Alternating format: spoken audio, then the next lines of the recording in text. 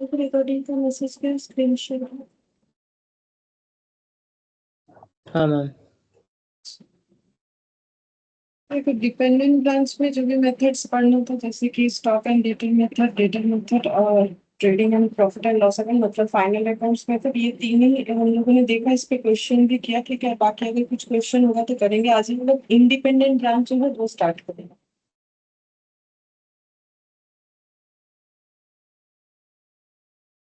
Reading करो। Independent branch.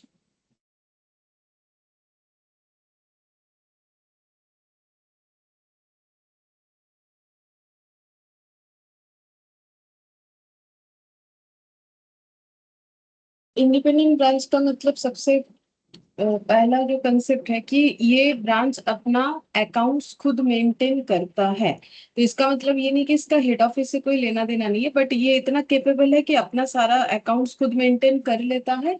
और बाकी रिपोर्ट जो है, रिपोर्ट तो देना ही पड़ेगा हेड ऑफिस को, वो अलग बात है, लेकिन हेड ऑफिस को इसका अकाउंट्स मेंटेन नहीं करना पड़ता। ठीक है, ये हेड ऑफिस सिर्फ रिपोर्ट कलेक्ट कर लेता। Branch maintain its entire books of accounts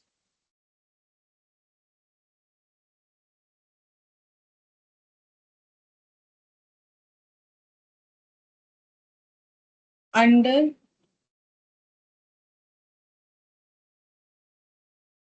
double entry system. मतलब जो अकाउंट्स का सिस्टम है, डबल एंट्री बुक कीपिंग। ठीक है, double entry system book keeping में डबल एंट्री सिस्टम फॉलो करता है। मतलब डेबिट क्रेडिट गोल्डन रूल। ठीक है, जो नॉर्मली अकाउंट्स में हम लोग सीखते हैं सबसे पहले वो फॉलो करके अपने अकाउंट्स बनाता है, मतलब प्रॉपर अकाउंट्स बनाता है। ठीक है, सिर्फ कुछ मतलब बुक कीपिंग की तरह कुछ लिख लिया इस तरीके से नहीं, प्रॉपर अकाउंटिंग मेंटेन करता है, इसलिए इसको लिख दिया जाता है डबल एंट्री सिस्टम फॉलो करके अकाउंट्स बनाता है।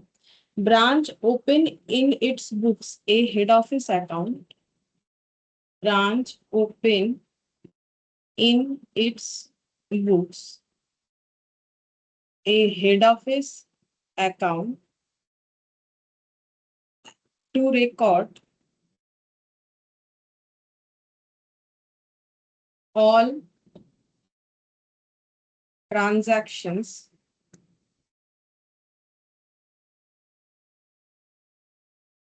that take place between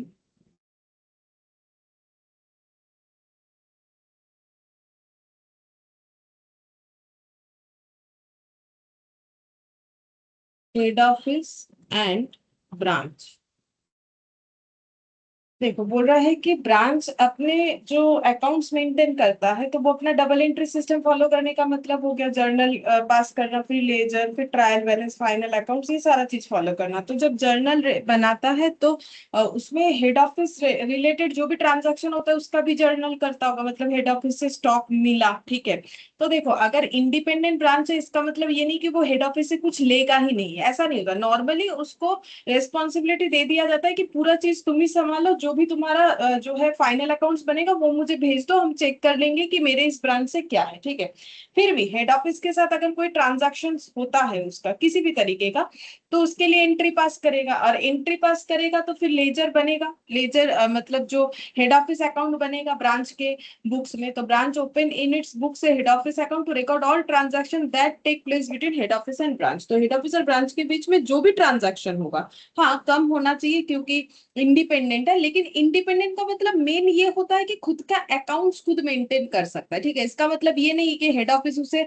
stock transfer करेगा ही नहीं। ठीक है, कर सकता है, ऐसा नहीं कि नहीं करेगा।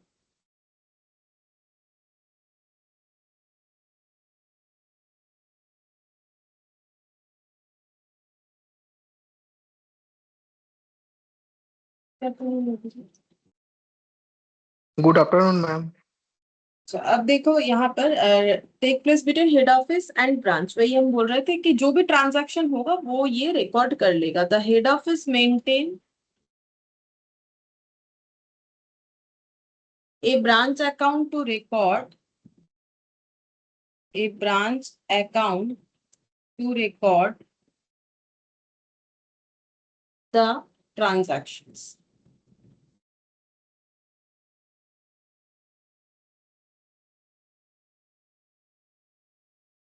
फिर बोल रहा है कि हेड ऑफिस मेंटेन करता है एक ब्रांच अकाउंट और सारे ट्रांजैक्शन को रिकॉर्ड करने के लिए। मतलब सीधा बात है कि इन the books of branch head office account रहेगा, ठीक है। इन द बुक्स ऑफ ब्रांच, इस बात का यही मतलब हुआ इस लाइन का, इन द बुक्स ऑफ ब्रांच, ठीक है। तो उसपे एक हेड ऑफिस अकाउंट रहेगा, इन the books of head office वहां पर एक ब्रांच अकाउंट रहेगा, क्योंकि दोनों के बीच में कुछ ना कुछ ट्रांजैक्शन होना बहुत नॉर्मल बात है, चाहे इंडिपेंडेंट ब्रांच हो, क्योंकि हेड ऑफिस ही तो मेन होता है, ठीक है।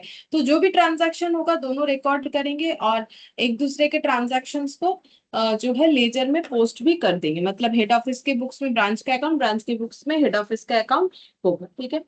Branch prepared it's trial balance, branch अपना ट्रायल बैलेंस भी खुद बनाता है, ठीक है।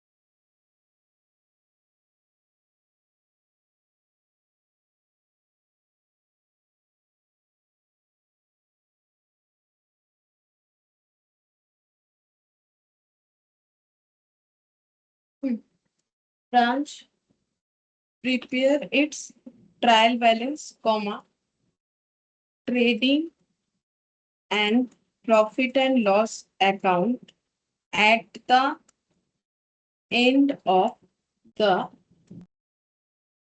accounting period to sends copies of the statement to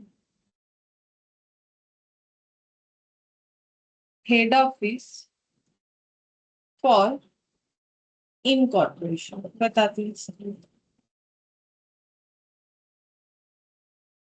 बोल रहा है कि branch prepare it's trial balance, branch अपना ट्रायल बैलेंस बनाता है। अब जर्नल लेजर पास करेगा तो ट्रायल बैलेंस तो बनेगा ही, ट्रेडिंग पीएल भी बना लेता है, तभी तो वो इंडिपेंडेंट है। At the end of the accounting period to sends copies of statements to head office for incorporation, फिर हेड ऑफिस को वो trial balance, trading PL, balance sheet, सारा स्टेटमेंट भेज देता है ताकि हेड ऑफिस उसे इनकॉर्पोरेट कर पाए। अब इनकॉर्पोरेशन का मतलब क्या होता है? इनकॉर्पोरेशन का मतलब होता है कि हेड ऑफिस अपने जो मतलब मान लो कि हेड ऑफिस का भी तो अपना final accounts, trading PL, trial balance बन रहा होगा, तो हेड ऑफिस को तो सारे ब्रांच का डिटेल्स, मतलब मान लो ये हेड ऑफिस का डिटेल्स है, ठीक है। ये हेड ऑफिस अपना जो अकाउंट, फाइनल अकाउंट्स वगैरह बना रखा है, ठीक है। अब हेड ऑफिस का मान लो 3-4 ब्रांच है, ठीक है।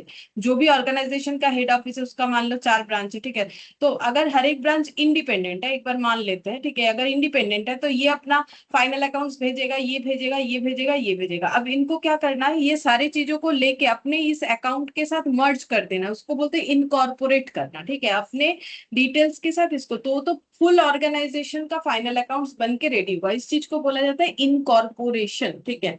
इनकॉर्पोरेशन के लिए वो सारे ट्रांजैक्शंस को भेज देगा, ठीक है। फिर यहाँ पर लिखेंगे सारे, मतलब सारे स्टेटमेंट्स को, स्टेटमेंट किस चीज का? वही फाइनल अकाउंट्स तक का जो भी स्टेटमेंट होगा। After receiving the final statement from branch, head office reconciles between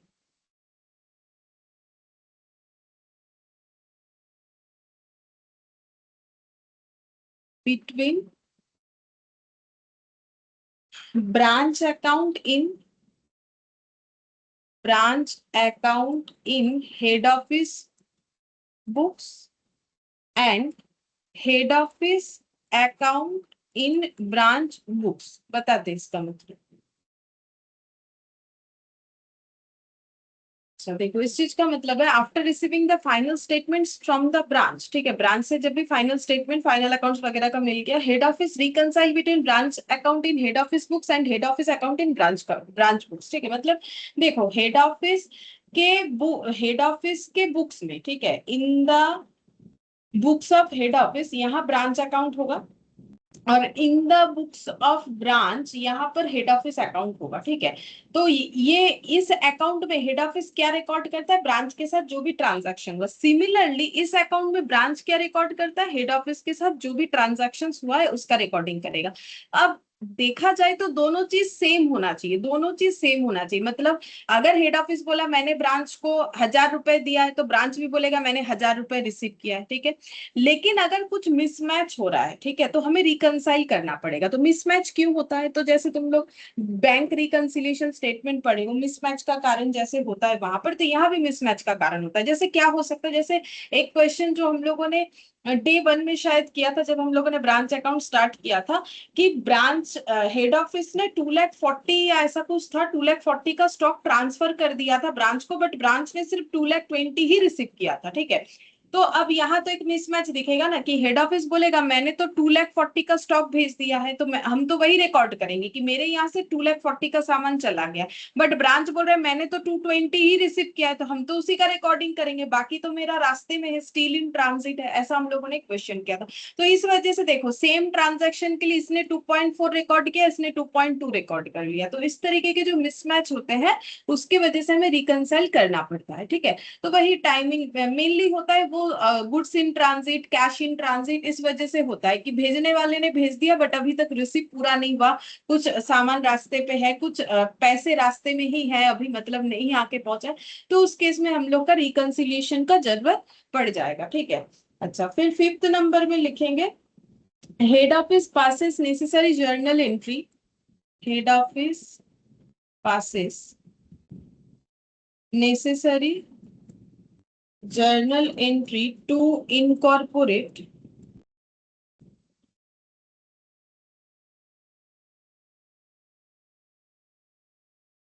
branch trial balance in its books।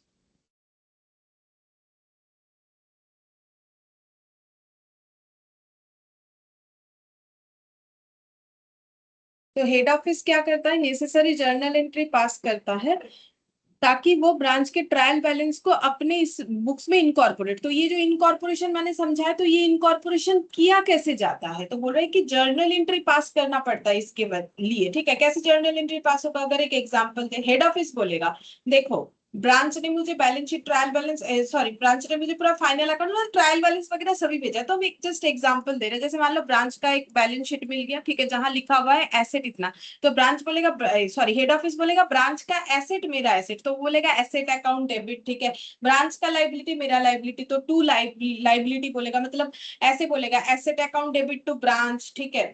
फिर बोलेगा branch account debit to liability, इस तरीके से। तो एसेट रिसीव करेगा, लाइबिलिटी भी रिसीव करेगा, तो लाइबिलिटी बढ़ेगा तो क्रेडिट होगा, एसेट बढ़ेगा तो डेबिट होगा, इस तरीके का एंट्री होगा, ठीक है। तो इनकॉर्पोरेशन एंट्री का मतलब वही वाला कि एसेट टेक ओवर कर रहा है, लाइबिलिटी टेक ओवर कर रहा है, सारी चीज टेक ओवर कर रहा है। अब जो आइटम डेबिट होना है वो डेबिट होगा, जो आइटम क्रेडिट होना है वो क्रेडिट होगा, ठीक है। अच्छा, फिर 6th नंबर में लिखेंगे, अच्छा ठीक है, 6th नंबर और हमें नहीं चाहिए, यहाँ तक का ही कंसेप्ट हमें चाहिए, ठीक है।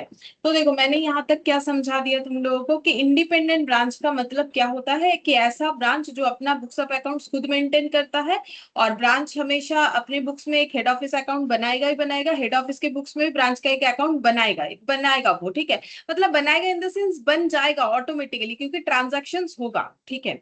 अब बोल रहा है कि ब्रांच अपना ट्रायल बैलेंस, ट्रेडिंग पीएल, पूरा फाइनल स्टेटमेंट बना के हेड ऑफिस को दे देता है, ताकि हेड ऑफिस उसे इनकॉर्पोरेट करे। और हेड ऑफिस कैसे इनकॉर्पोरेट करता है, जर्नल एंट्री पास करके करता है, ठीक है। और अगर कुछ रिकंसिलिएशन का जरूरत हो तो वो भी कर लिया जाएगा, ठीक है, करना पड़ेगा, नहीं तो जो है इनकॉर्पोरेशन सही नहीं होगा ना। जैसे कि अगर हम लोग बीआरएस बनाते, क्यों बनाते, ताकि हम लोग का जो क्लोजिंग कैश बैलेंस है ये सब सब सही दिखे, ठीक है, कहीं गलत तो नहीं हो रहा है, क्यों मिसमैच हो रहा है। तो अकाउंट्स फाइनली सही बनाने के लिए रिकंसिलिएशन का जरूरत है। अब लिखो, the head office accounting branch books and branch account in head office books is maintained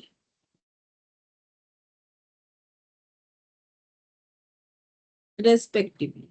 ठीक है, अब किस तरीके से मेंटेन होगा हेड ऑफिस के बुक्स में ब्रांच का, मतलब ऐसा कौन कौन सा ट्रांजैक्शन होगा जिसके लिए ब्रांच अपने बुक्स में हेड ऑफिस रिलेटेड एंट्री पास करेगा, हेड ऑफिस अपने बुक्स में ब्रांच रिलेटेड एंट्री पास करेगा, वो अभी हम लोग पढ़ेंगे। ठीक है, तो 3 कॉलम बन जाएगा, ट्रांजैक्शंस, हेड ऑफिस, ब्रांच। अच्छा, सबसे पहला transaction, goods dispatched by head office to branch। ठीक है, अब ऐसा मत समझो कि अगर डिपेंडेंट ब्रांच नहीं है तो ये गुड्स क्यों भेजेगा, ऐसा बात नहीं है। जैसे देखो, मैंने एग्जांपल दिया था कि तुम लोग बड़े हो जाओगे तो पेरेंट्स का जो रिस्पॉन्सिबिलिटी है वो पहले से कम हो जाता है, लेकिन जब तक पेरेंट्स साथ है वो थोड़ी ना अपना रिस्पॉन्सिबिलिटी भूलते, वो तुम्हारा ख्याल तो रखेंगे ना। ठीक है, चाहे उनका जितना भी एज हो जाए, जब तक वो रहेंगे तुम्हारे साथ, तुम लोग का ख्याल रखेंगे, चाहे तुम लोग 50 साल के हो जाओ। ठीक है, वैसे ही यहाँ पर बात यही आ रहा है कि ऐसा नहीं है कि इसका मतलब हेड ऑफिस स्टॉक ट्रांसफर नहीं करेगा, खुद का रिस्पॉन्सिबिलिटी ले सकता है। ठीक है, जैसे तुम लोग बड़े हो जाओगे और भी, ठीक है, बड़े ऑलरेडी हो चुके हो, तो अपना पूरा रिस्पॉन्सिबिलिटी ले सकोगे अपना अर्निंग से लेके हर एक चीज का। ठीक है, तो इसका मतलब ये नहीं है कि कभी जरूरत पड़ा तो पेरेंट्स तुम्हें पूछेंगे नहीं कि तुम्हारा क्या जरूरत है और तुम लोग मांग नहीं सकते हो, ऐसा नहीं होता है। ठीक है, तो वैसा ही चीज है यहाँ पर भी। तो इसके साथ कोई रिलेशन नहीं है कि अगर हेड ऑफिस ब्रांच को स्टॉक भेज रहा है तो इसका मतलब ये फिर इंडिपेंडेंट कैसे हुआ, ऐसा। इंडिपेंडेंट का मतलब ये नहीं कि सारे रिश्ते नाते कट हो जाते हैं। ठीक है, तो वैसा ही। तो फिर यहाँ पर बोलो कि ये हम तुम लोगों से पूछेंगे एंट्री क्या होना चाहिए अगर गुड्स डिस्पैच्ड हो रहा है, हेड ऑफिस ब्रांच को गुड्स भेज रहा है। अब एक चीज समझ लो, जब आंसर दोगे कैसे देना, क्योंकि देखो मैंने क्या बोला कि जो है हेड ऑफिस के बुक्स में एक ब्रांच का अकाउंट होगा, ब्रांच के बुक्स में हेड ऑफिस का अकाउंट होगा, मतलब हर एक एंट्री में हेड ऑफिस के बुक्स में या तो ब्रांच डेबिट या क्रेडिट होगा और ब्रांच के बुक्स में हेड ऑफिस डेबिट या क्रेडिट होगा। ठीक है, और बाकी क्या होगा वो हमें सोच के लिखना है। तो अगर हेड ऑफिस गुड्स भेज रहा है तो क्या एंट्री हो सकता है? Ma'am branch stock account debit to goods send to branch. हाँ, लेकिन यहाँ ब्रांच स्टॉक नहीं लिखेंगे, ये स्टॉक डेटा नहीं है, सिर्फ ब्रांच को ब्रांच बोलेंगे कि हम लोग ब्रांच को भेज रहे हैं। ठीक है, तो branch account debit to goods send to branch, ये वाला सही, to goods send to branch. ठीक है, यहाँ ब्रांच स्टॉक इसीलिए नहीं लिखेंगे क्योंकि वो तो स्टॉक डेटर मेथड में होता है। ठीक है, यहाँ सिर्फ ब्रांच लिखना है, हेड ऑफिस के बुक्स में, ब्रांच के बुक्स में सिर्फ हेड ऑफिस लिखना है, बाकी जो नाम यूज करके एंट्री होगा वो करना है। ब्रांच क्या एंट्री करेगा?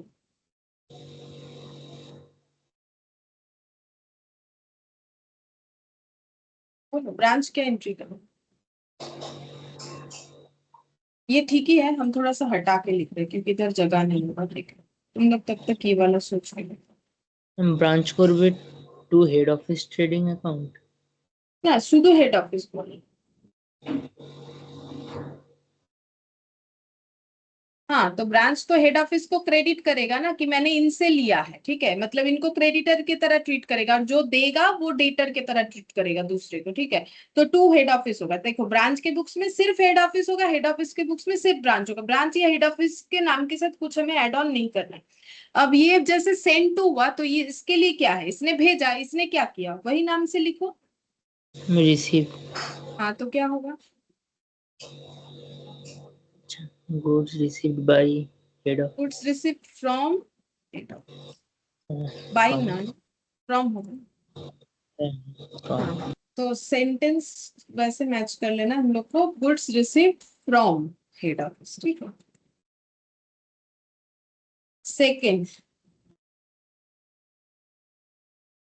Remittance by branch to head office, remittance by branch to head office, मतलब ब्रांच ने हेड ऑफिस को कुछ रेमिट किया। सबसे पहले ये बोलो, हेड ऑफिस के बुक्स में ब्रांच डेबिट होगा कि क्रेडिट होगा, वो सोच लो पहले।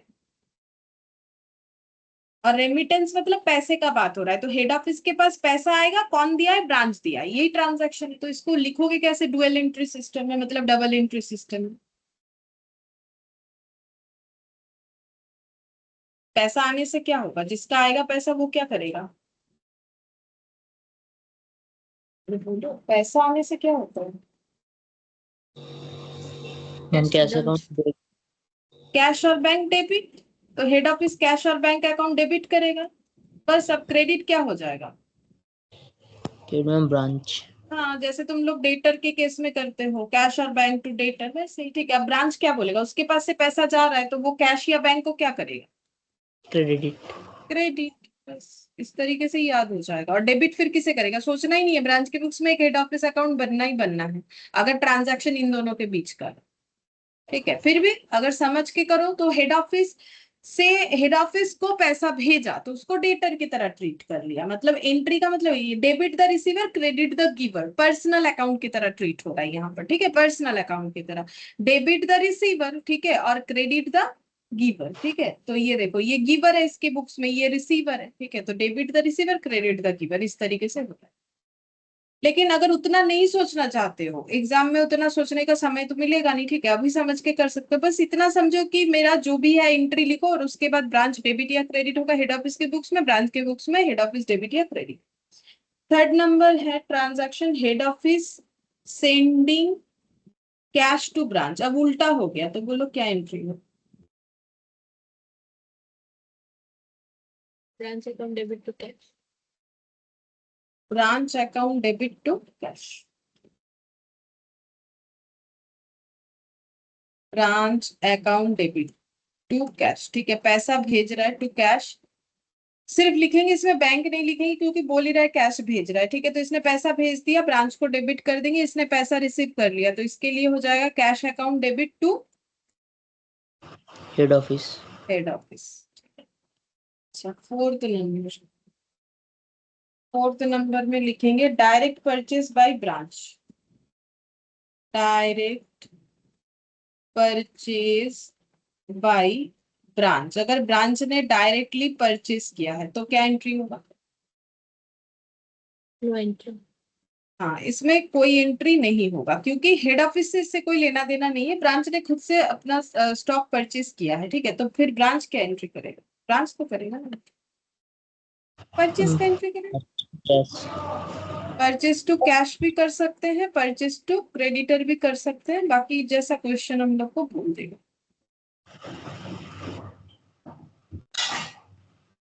Fifth number, purchase by branch but payment by head office. ठीक है, purchase by branch but payment by head office, तो हेड ऑफिस ने पेमेंट किया बट परचेज ब्रांच ने किया है, तो क्या एंट्री हो। तो देखो ऐसे करना चाहिए, इस तरीके का एंट्री देखो कैसे होता है। ब्रांच ने परचेज किया है और हेड ऑफिस ने पे किया है, तो पैसा किसके पास से चला जाएगा, पैसा किसके पॉकेट से गया, हेड ऑफिस। तो हेड ऑफिस के बुक्स में कैश क्या हो जाएगा, क्रेडिट। क्रेडिट। और परचेज जिसने किया, परचेज करने से परचेज डेबिट होता है, वो किसके बुक्स में होगा, ब्रांच। ब्रांच के बुक्स में होगा, तो परचेज अकाउंट डेबिट हो गया। ठीक है, अब मैंने पहले ही बोला है कि बाकी जो है हेड ऑफिस के बुक्स में ब्रांच, ब्रांच के बुक्स में हेड ऑफिस आएगा ही आएगा, तो फिर यहाँ पर क्या हो जाएगा, परचेज टू हेड ऑफिस, और यहाँ पर हो जाएगा ब्रांच टू कैश। ठीक है, तो वही सेम वही कंसेप्ट हो गया कि debit the receiver credit the giver की तरह ही कंसेप्ट हो गया। ठीक है, मतलब या फिर ऐसे बोल सकते हो कि ब्रांच के बिहाफ में पे किया है तो इसीलिए ब्रांच को डेबिट बना दिया है कि बाद में उससे रिकवर करेंगे। रिकवर का मतलब देखो इस तरीके से रिकवर होता नहीं, एक कैलकुलेशन होता है कि भाई मैंने इस ब्रांच को इतना पैसा दिया था और उसने क्या क्या किया और मुझे क्या मिला, वो चेक किया जाता है। ठीक है, तो यहाँ पर कोई सेल परचेज की वजह से हम लोग रिसीवर मतलब जो है डेटर की तरह ट्रीट कर रहे हैं, ऐसा बात नहीं है। हम लोग ये बोल रहे हैं क्योंकि देखो हमें तो हिसाब रखना है कि मैंने ब्रांच को 1,000 रुपए दिया, अब उसने कितना उसमें से खरीदा, कितना खर्चा किया, कितना रिटर्न किया, वो सारा डेटा अगर रखना है तो मुझे तो ब्रांच को डेबिट या क्रेडिट जो जैसा होगा वैसा तो करना पड़ेगा, तो वैसे ही। ठीक है, अच्छा, अब 6th नंबर में लिखेंगे सेल्स बाय ब्रांच। ब्रांच ने अपना स्टॉक सेल्स किया है, तो फिर हेड ऑफिस के बुक्स में क्या कोई एंट्री होगा? ना मैम। नहीं, तो फिर ये ब्रांच क्या एंट्री करेगा? बेच दिया है। अगर क्रेडिट में बेचा है, डेटर। नहीं तो कैश, क्या? नहीं तो बैंक। तीनों में से कुछ भी हो सकता है। टू सेल्स, सेल का entry।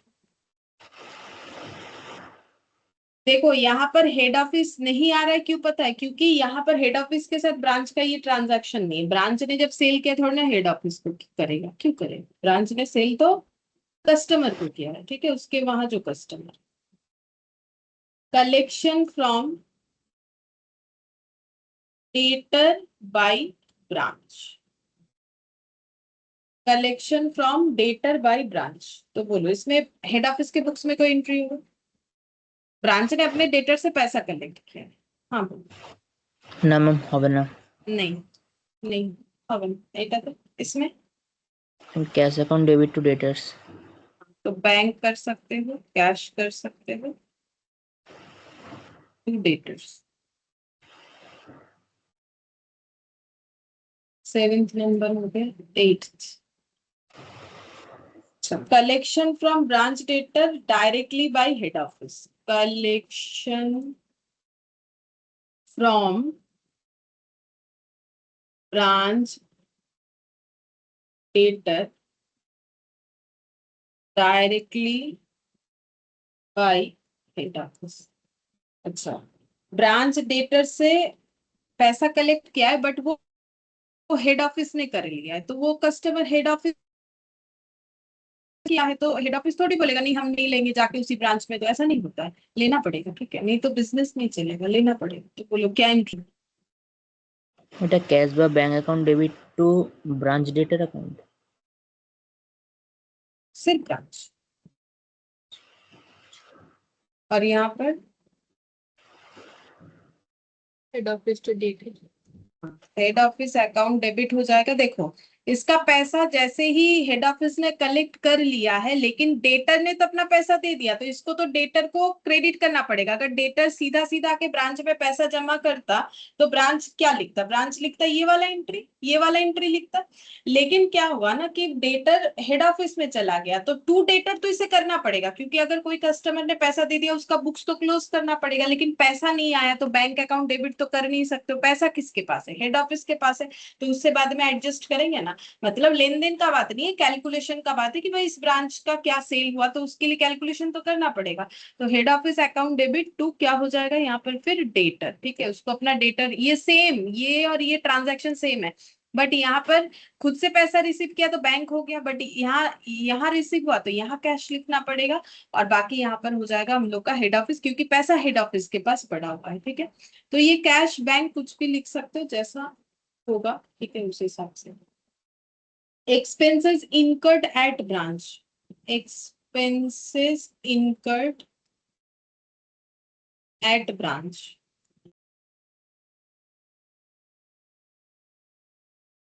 এটা হেড অফিসে হবে না কিছু। हाँ, এখানে কিছু नहीं होगा, यहाँ कुछ नहीं होगा। ब्रांच का खर्चा है, तो बोलो क्या एंट्री होगा? एक्सपेंस डेबिट होगा। और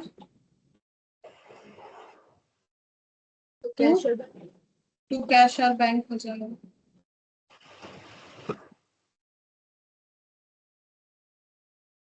10th में लिखो expenses of branch paid by head office. Expenses of branch paid by head office.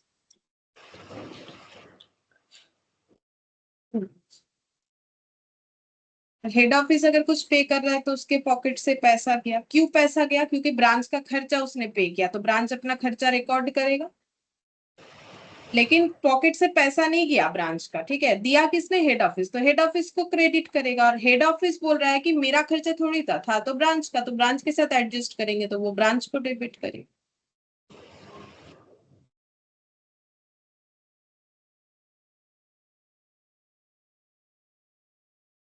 Head office expenses charge to branch.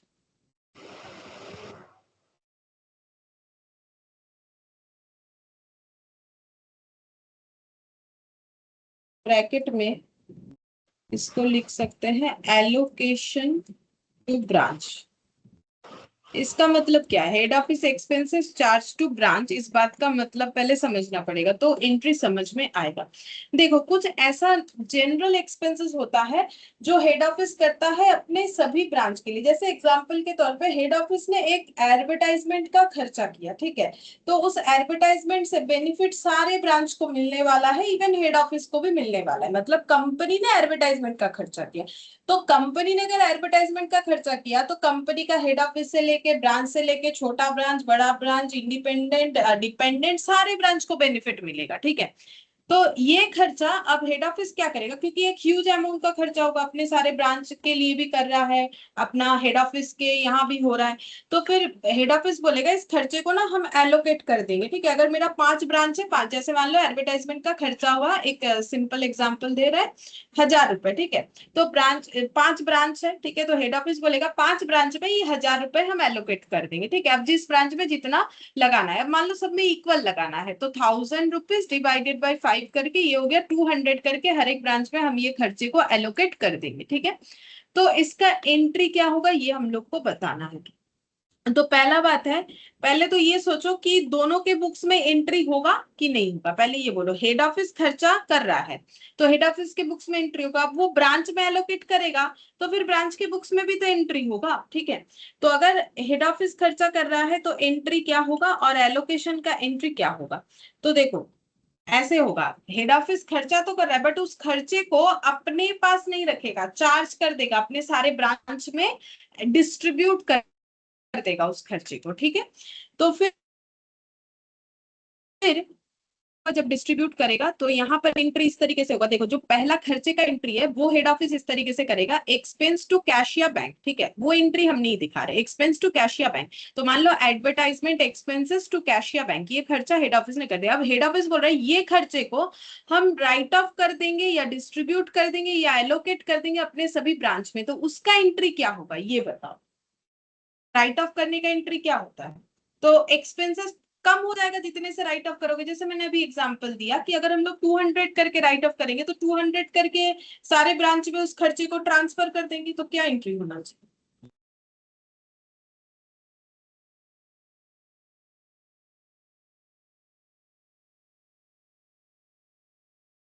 सोचो कुछ।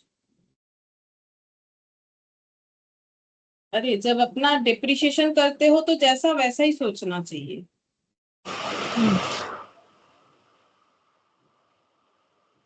पहले बोलो, जब हेड ऑफिस अपना ये एडवर्टाइजमेंट एक्सपेंसेस को ब्रांच में ट्रांसफर कर देगा, 5 ब्रांच में 200-200 रुपए करके, तो क्या इसके बुक्स में ये खर्चा दिखेगा या ये खत्म हो जाए?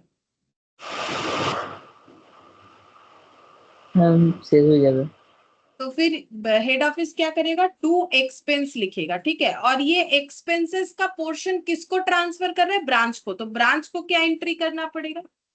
एक्सपेंसेस अकाउंट, उसको करना पड़ेगा डेबिट, ठीक है। भले ही उसने खुद खर्चा नहीं किया हो, लेकिन हेड ऑफिस बोल रहा है तुम लोगों के लिए मैंने किया है खर्चा, तो तुम लोग इस खर्चे को अपने यहाँ दिखाओ, डिस्ट्रीब्यूट करो, हम चार्ज कर दे रहे हैं। तो मैंने खर्चा किया, अब तुम लोग को ट्रांसफर कर देंगे तो मेरा खर्चा मेरा दिखेगा नहीं, तो मेरा खर्चा खत्म, यही खर्चा हम तुमको ट्रांसफर कर रहे हैं क्योंकि तुम्हारे लिए किया था, ठीक है। तो इसका एक्सपेंस क्रेडिट हो जाएगा, इसका एक्सपेंस डेबिट होगा। टू क्या होगा और यहाँ पर डेबिट क्या होगा? ब्रांच और ब्रांच हेड अकाउंट डेबिट।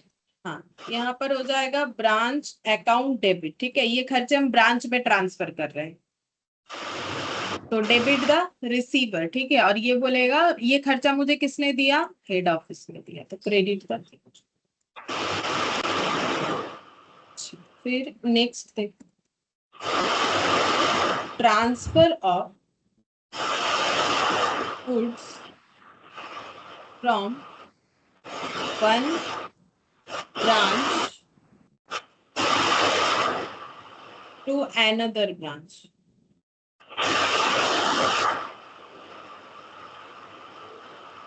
हाँ, तो बोल रहा है कि transfer of goods from one branch to another branch, तो एक ब्रांच से दूसरे ब्रांच में अगर गुड्स ट्रांसफर हो रहा है तो उसका एंट्री क्या होगा। तो देखो, सबसे पहला बात है कि ब्रांच खुद ब खुद एक ब्रांच से दूसरे ब्रांच में ट्रांसफर कभी नहीं कर सकता है, चाहे वो कितना भी इंडिपेंडेंट हो, उसे परमिशन लेना पड़ेगा हेड ऑफिस से, ठीक है। तो इंडिपेंडेंट है अकाउंट्स बनाने के लिए, लेकिन इसका मतलब ये नहीं कि कुछ करने से परमिशन नहीं लेना है, परमिशन जरूर लेना है, ठीक है। तो अब एंट्री कैसे होगा, तो बोलो, ब्रांच एक ब्रांच दूसरे ब्रांच को जब स्टॉक ट्रांसफर कर रहा है तो इंस्ट्रक्शन हेड ऑफिस से मिलेगा तो ही कर सकता है, नहीं तो नहीं कर सकता है। तो इस केस में एंट्री कौन कौन करेगा, हेड ऑफिस ब्रांच दोनों करेगा, या सिर्फ हेड ऑफिस के बुक्स में होगा, या सिर्फ ब्रांच के बुक्स में।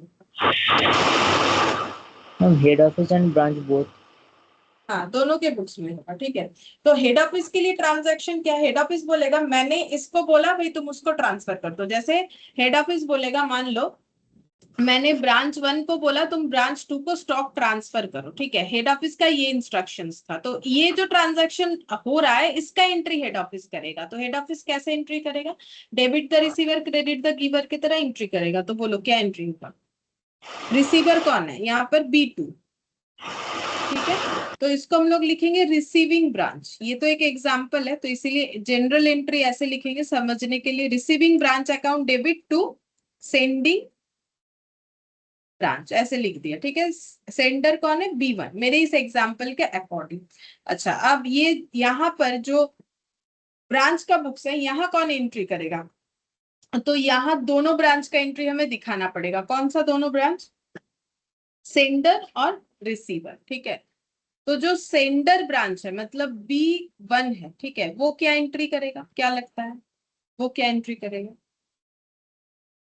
उसके पास से स्टॉक जा रहा है तो वो क्या लिखेगा, to goods sent to branch 2, ठीक है। और डेबिट किसको करेगा, तो मैंने पहले ही बोला है हेड ऑफिस के बुक्स में ब्रांच का अकाउंट, ब्रांच के बुक्स में हेड ऑफिस का अकाउंट आएगा, तो यहाँ पर क्या हो जाएगा, हेड ऑफिस अकाउंट डेबिट हो जाएगा, ठीक है। और जो रिसीवर है,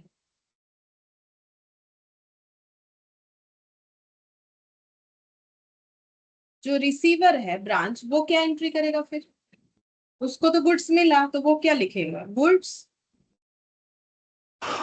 goods received by B2। From B2, B2 থেকে, B1। फ्रॉम B1, हाँ from B1 debit, from B1 debit to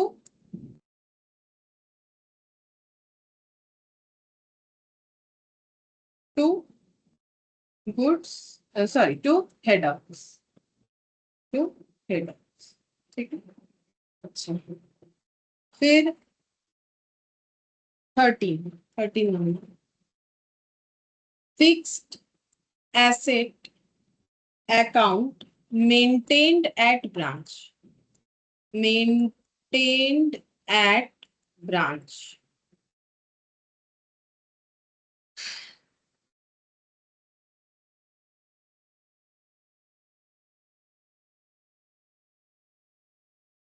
fixed asset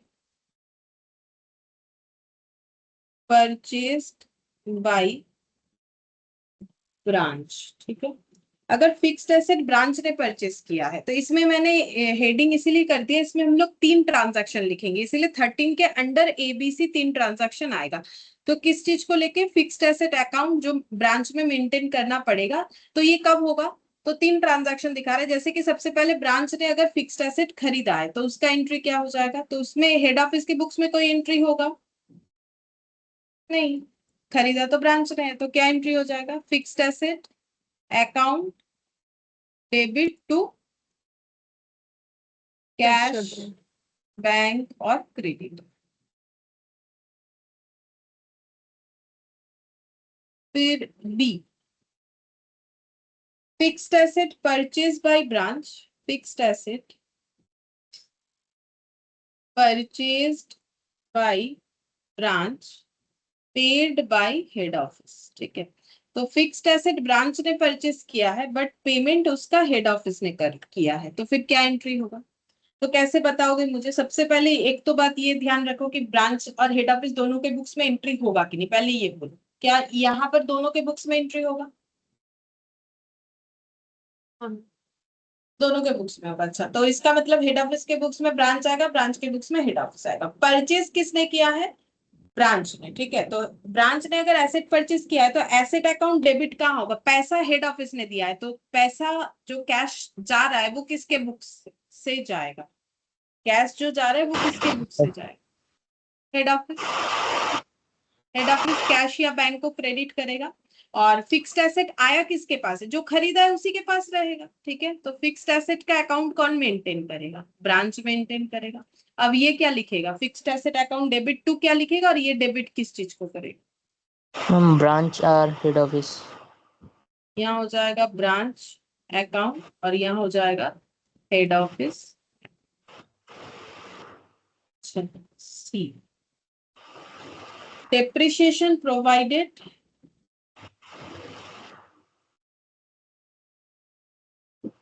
for point B.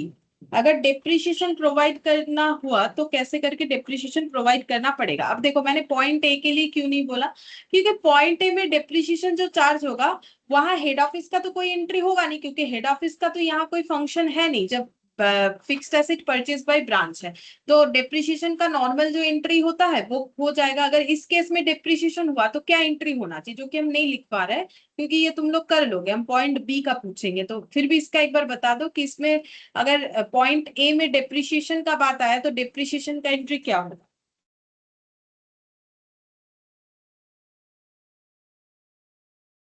Depreciation का एंट्री बोलो। ब्रांच के मैम लिए account debit. Depreciation to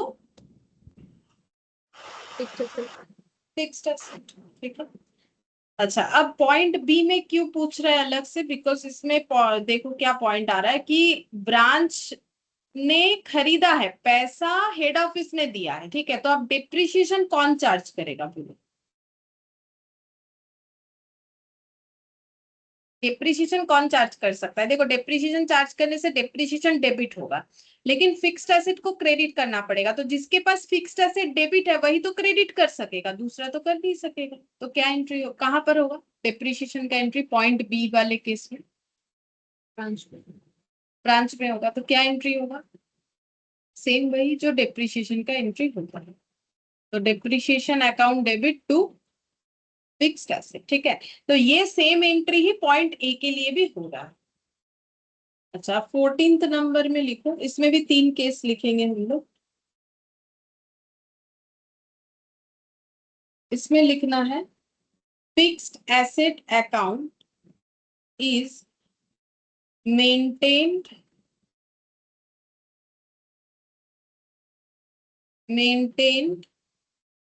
eight head office, ठीक है। Fixed asset account अगर head office में maintain होगा। अच्छा, तो उसके रिगार्डिंग क्या क्या ट्रांजैक्शन हो सकता है? सबसे पहला लिखो fixed asset purchased by branch, purchased by branch. तो फिक्स्ड एसेट अगर ब्रांच ने परचेज किया है, बोलो क्या एंट्री होगा? एक मिनट, मैंने गलत लिख दिया है। আমি ওটা কি না আবার লিখে দিয়েছি ভুল করে, দাঁড়াও এটা ঠিক করতে হবে। Fixed asset account is maintain at head office, fixed asset purchase at branch, ठीक है। And recorded at head office books, ये एड ऑन करो, and recorded at head office books, ठीक है। ये है पॉइंट, क्योंकि वो पॉइंट तो ऑलरेडी हम लोग डील कर चुके हैं, ठीक है। तो fixed asset purchase by branch and recorded at head office books, मतलब खरीदा तो ब्रांच ने ही है एसेट, बट एसेट का एंट्री कौन कर रहा है, रिकॉर्ड कौन कर रहा है? हेड ऑफिस कर रहा है, ठीक है। ऐसा क्यों है? अब इन दोनों का बात है भाई, कौन क्या रिकॉर्ड करेगा, क्योंकि जो हेड ऑफिस बोलेगा वो तो ब्रांच को सुनना पड़ेगा ना, क्योंकि आखिर में वो है तो हेड ऑफिस, ठीक है। तो फिर मुझे बोलो कि यहाँ पर क्या एंट्री होना चाहिए, क्या लगता है? सोच लो।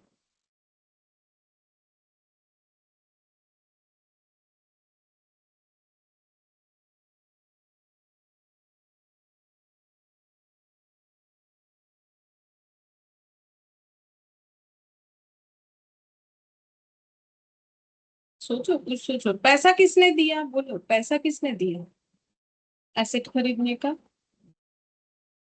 ब्रांच में। Ma'am branch. तो फिर पैसा खरीदने से पैसा चला गया तो टू कैश या बैंक किधर लिखोगे? ब्रांच। ब्रांच में लिखना है। टू कैश लिख सकते हैं, टू बैंक लिख सकते हैं, या जरूरत पे क्रेडिटर भी आ सकता है, ठीक है। अच्छा, फिक्स्ड एसेट अपने बुक्स में रिकॉर्ड कौन कर रहा है? Head office. तो फिक्स्ड एसेट खरीदने से फिक्स्ड एसेट डेबिट होता है, वो डेबिट कौन करने वाला है फिर? Head office.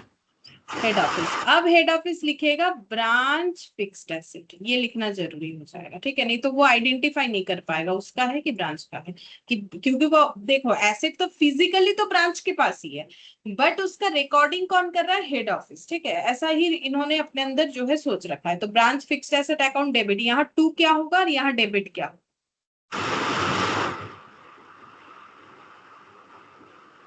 तो ब्रांच। ब्रांच हो जाएगा और यहाँ पर हो जाएगा head office. Head office account, ठीक है।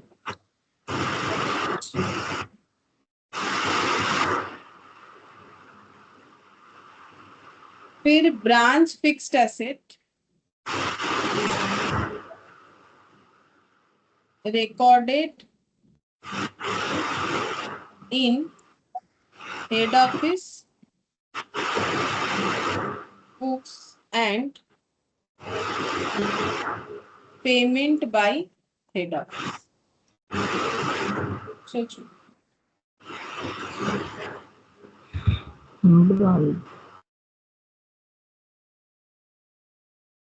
All right, branch fixed asset recorded in head office books and payment by head office.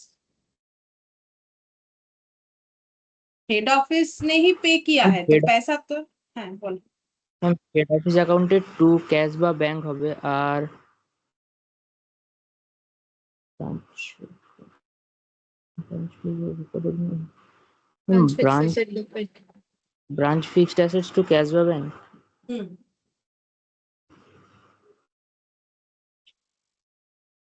सही है, branch fixed asset to cash या बैंक। क्या इस केस में ब्रांच के बुक्स में कोई एंट्री होगा?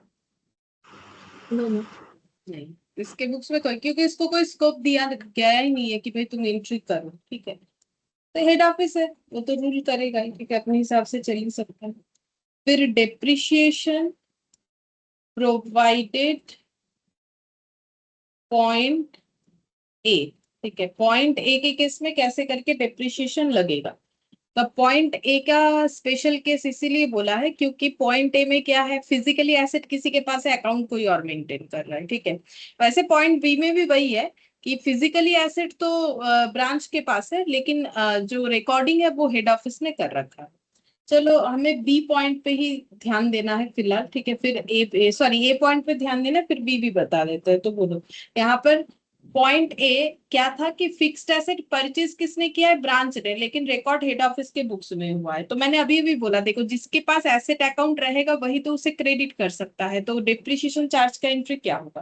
तो एसेट क्रेडिट होगा डिप्रिशिएशन चार्ज होने से। तो क्रेडिट कौन करेगा? पॉइंट ए के हिसाब से एसेट क्रेडिट कौन कर सकता है, ब्रांच या head office? Head office. Head office. तो यहाँ पर लिखेंगे ब्रांच फिक्स्ड एसेट, ठीक है। अच्छा, अब डिप्रिशिएशन रिकॉर्ड कौन कर सकता है? जिसका खर्चा है वो ब्रांच। ब्रांच। देखो अगर हेड ऑफिस डिप्रिशिएशन बुक कर लिया तो प्रॉब्लम ये है कि फिर उसके यहाँ खर्चा दिखने लगेगा, ठीक है। तो डिप्रिशिएशन का उस एसेट का जो उसके पास फिजिकली है ही नहीं, ठीक है। तो वो सिर्फ फिक्स्ड एसेट को क्रेडिट कर रहा है, क्यों? क्योंकि डेबिट किया था तो क्रेडिट तो करना पड़ेगा, ठीक है। तो यहाँ पर क्या हो जाएगा? टू क्या हो जाएगा और यहाँ पर डेबिट क्या हो जाएगा? Branch account debit. और यहाँ पर हो जाएगा हेड ऑफिस।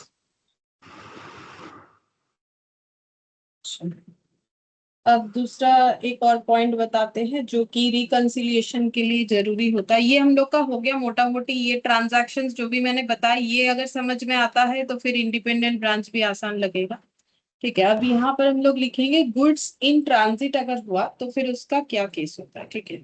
तो यहाँ लिखते हैं गुड्स इन ट्रांजिट, ठीक है। गुड्स इन ट्रांजिट, तो ये सिचुएशन कब ऑकर होगा? जैसे कि मान लो हेड ऑफिस है यहाँ पर, ठीक है, ये वाला ब्रांच है, हेड ऑफिस ने ब्रांच को क्या किया है, गुड्स भेजा है, goods sent to branch ₹4 lakh, ठीक है, 4 लाख का स्टॉक भेजा है, ठीक है। लेकिन ये कब हुआ था, वो डेट भी एक लगाते चलो। ये जो गुड्स भेजा गया वो मान लो भेजा गया था 27 को, ठीक है। तो उस दिन हेड ऑफिस ने क्या एंट्री किया होगा, जब उसने गुड्स भेज दिया अपने ब्रांच को, तो उसने क्या एंट्री किया किया होगा इस ट्रांजैक्शन डेट पे? branch account debit to goods sent to branch. Branch account debit to goods sent to branch किया होगा, गुड्स सेंट टू ब्रांच, ये वाला एंट्री किया होगा, कितने से, 4 लाख, ठीक है। अब 31 मार्च को क्या हुआ है, 31 मार्च यहाँ पर लिखते हैं, 31 मार्च को इन्होंने रिसिप्ट किया है, मतलब ब्रांच ने रिसिप्ट किया है 3,80,000 का स्टॉक, ठीक है। तो बाकी रिसिप्ट क्यों नहीं किया, क्योंकि बाकी अभी भी रास्ते में, मतलब एक साथ नहीं आ रहा होगा, थोड़ा थोड़ा आ रहा होगा, किसी अलग अलग ट्रांसपोर्टेशन के थ्रू से आ रहा होगा, ठीक है। तभी तो ये केस हो सकता है ना, अब एक ही गाड़ी में सारा सामान रहेगा तो थोड़ी ना ऐसा हो सकता है। तो यहाँ पर कितना हो गया इन ट्रांजिट वाला स्टॉक, 20,000. 20,000, ठीक है, 20,000 का स्टॉक इन ट्रांजिट है। अब एक चीज बोलो, फिर ये जो ब्रांच है, ठीक है, ये क्या एंट्री करेगा, ब्रांच क्या एंट्री करेगा 31 मार्च, उसके पास जितना स्टॉक रिसीव है उसका तो वो एंट्री करेगा, तो क्या एंट्री करेगा, goods Goods received, received by head office goods received from from head office 3,80,000, 80,000. ठीक है, जितना रिसीव है उतने का ही करेगा ना, ठीक है, उतने का ही करेगा, वो ज्यादा का एंट्री नहीं करेगा। और बाकी का दिखाना तो पड़ेगा, लेकिन बाकी चीज को फिर कैसे दिखाएगा, रिसिप्ट जो हुआ है उसको रिसिप्ट बोल के दिखाएगा, और जो इन ट्रांजिट है उसको इन ट्रांजिट बोल के दिखाएगा। तो उसके लिए क्या लिखेगा, इन ट्रांजिट का एंट्री क्या होगा, गुड्स रिसिप्ट के जगह क्या लिखोगे, गुड्स, जैसे यहाँ रिसिप्ट लिखा है उसके जगह इन ट्रांजिट, ताकि क्लियरली समझ में आए कि कितने रास्ते में पड़ा है। तो अभी भी 20,000 का स्टॉक रास्ते में पड़ा है, 2 क्या हो जाएगा, हेड ऑफिस, अभी तो इतना बार सिखा है, ठीक है। तो ये ब्रांच अपने बुक्स में एंट्री कर देगा, तो इस तरीके से एंट्री होगा। तो रूल्स ये है कि रिसीवर ऑलवेज एंट्री पास करता है गुड्स इन ट्रांजिट का, इन ट्रांजिट गुड्स हो या कैश हो, ऑलवेज एंट्री पास कौन करेगा, रिसीवर ऑलवेज एंट्री पास करेगा, ठीक है। तो जैसे गुड्स इन ट्रांजिट दिखाया, वैसे ही हम तुम लोग को कैश इन ट्रांजिट भी समझा देते हैं, cash in transit, cash in transit, branch और हेड ऑफिस, ठीक है। तो ब्रांच ने मान लो सेंड किया है 1,00,000 रुपीज, और हेड ऑफिस ने मान लो रिसीव्ड किया है 80,000 ही रिसीव किया है, तो रास्ते में कितना पड़ा है इन ट्रांजिट, 20. 20,000, ठीक है।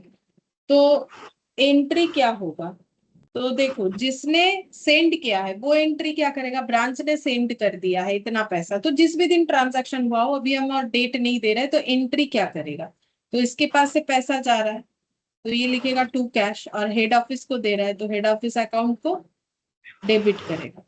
ये तो अपना 1 लाख ही दिखाएगा, क्योंकि इसके यहाँ से तो 1 लाख चला गया है।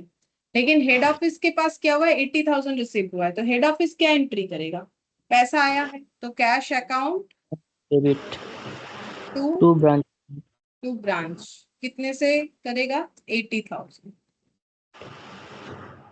और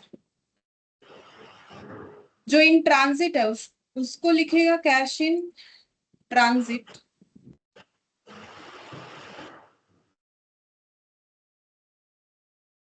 टू Branch. ब्रांच अकाउंट, ठीक है, ऐसे हो जाएगा। तो देखो रिसीवर की बुक्स में हमेशा इन ट्रांजिट का एंट्री आएगा, ठीक है। तो इसका समरी यही हो गया और कुछ नहीं, इसमें एक स्टार लगा के लिख देते हैं। Receiver should pass the entry for in transit, ठीक है। अब चाहे वो कैश हो चाहे वो गुड्स हो, उससे कोई फर्क नहीं पड़ता है, लेकिन हमेशा रिसीवर के बुक्स में ही इन ट्रांजिट का एंट्री आता है, जो सेंडर है उसके बुक्स में नहीं आता है, क्योंकि सेंडर अपना पूरा टोटल अमाउंट का एंट्री करेगा, क्योंकि उसके यहाँ से तो इतने का ही ट्रांजैक्शन इम्पैक्टफुल होता है, ठीक है। जिसके यहाँ पर नहीं हो रहा है वो उस चीज को दो पार्ट में करेगा कि भाई इतना रिसीव्ड है इतना इन ट्रांजिट, ठीक है। ये हो गया। अच्छा, अब हम लोग एक क्वेश्चन करते हैं, चलिए।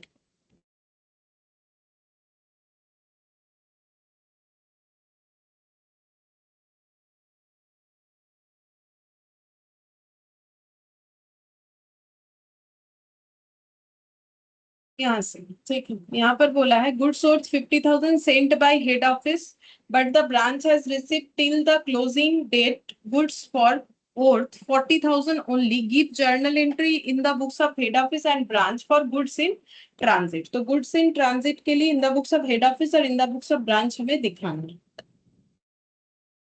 Question 1. In the books of head office दिखाना है और in the books of branch दिखाना है, ठीक है। हम फिर से दिखा देते हैं क्या बोला है। गुड्स 50,000 हेड ऑफिस ने सेंड किया है ब्रांच को, बट रिसीव्ड हुआ है ओनली 40,000। तो जर्नल एंट्री क्या, किस चीज का बोला है? गुड्स इन ट्रांजिट का। तो पहले बोलो गुड्स इन ट्रांजिट का जर्नल एंट्री किसके बुक्स में होगा? जो रिसीवर है, अभी लिखवाया समझाया अभी, तो फिर किसके बुक्स में होगा? ब्रांच के बुक्स।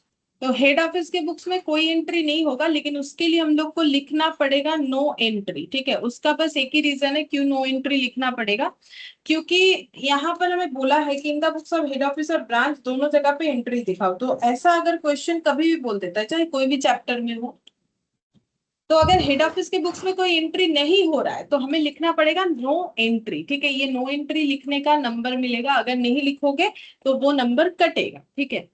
अच्छा, तो अब इन the books of branch, branch में क्या लिखोगे फिर? इन ट्रांजिट का एंट्री और कितने अमाउंट से लिखना पड़ेगा?